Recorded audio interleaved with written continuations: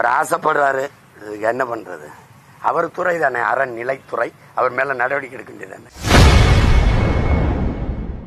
அமைச்சர் சேகர்பாபு குறித்து செய்தியாளர் எழுப்பிய கேள்விக்கு நாம் தமிழர் கட்சி ஒருங்கிணைப்பாளர் சீமான் பதிலளித்துள்ளார்.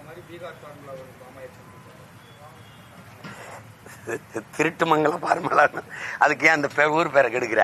திருமங்கலம் ஃபார்முலான்னு சொல்லாத, அது ஒரு ஏதோ ஒரு கோஷ்டியில் ஆயிடுச்சு. அன்னைக்கு காங்கிரஸ் காசு கொடுக்குது, அண்ணா அவர்கள் தோத்துறாங்க. அப்போ அரையனா இந்த 50 காசு ஒரு ரூபா அப்படி கொடுக்கறதுலயே அப்பவே பேசுறாரு, ஓட்டுக்கு எதற்காக இந்த காங்கிரசார் காசு கொடுப்பானேன்? காசை கொடுத்து விட்டு 7 கடல் தாண்டி 7 மலை தாண்டி அங்கிருக்கிற வெங்கடாசலபதியை துணைக்கு எதுக்கு அழைத்து வருவானேன்? அந்த படத்தில் அடித்து எதுக்கு சத்தியம் வாங்குவானேன்? இதற்கு பதில் வைத்திருக்கிறார்களா இந்த காங்கிரசார் அப்படின்னு பேசுறது இருக்கு. 2 ரூபா கொடுத்ததுக்கு அந்த பேச்சு பேசிருக்காப்ல. இப்ப அவர் பிள்ளைங்க 2000 டெவலப்மெண்ட்ல வருது. இதெல்லாம் டெவலப்ல வருது. அவர் தான் சொல்றாரு, சாராய் வித்த காசு அதுல அரச நடத்துறது குஷ்டரோகியில் இருக்க வெண்ணெய்க்கு சமம்டான்னு.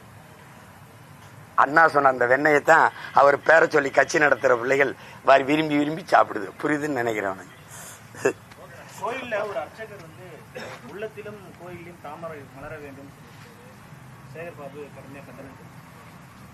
அர்ச்சகர் வரைக்கும் தண்ணியிலே மலர்றது இல்ல, எங்க ஊர்ல வெங்காய தாமரை தான் மலருது. அவர் ஆசைப்படுறாரு, இதுக்கு என்ன பண்றது? அவர் துறை தானே, அறநிலைத்துறை, அவர் மேல நடவடிக்கை எடுக்க வேண்டியதானே.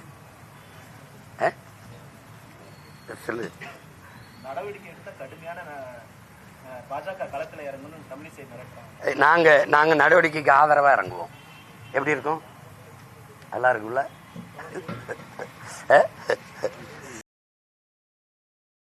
செய்திகளை உள்ளது உள்ளபடி தெரிந்து கொள்ள ரெஃப்ளெக்ட் நியூஸை சப்ஸ்கிரைப் பண்ணுங்க.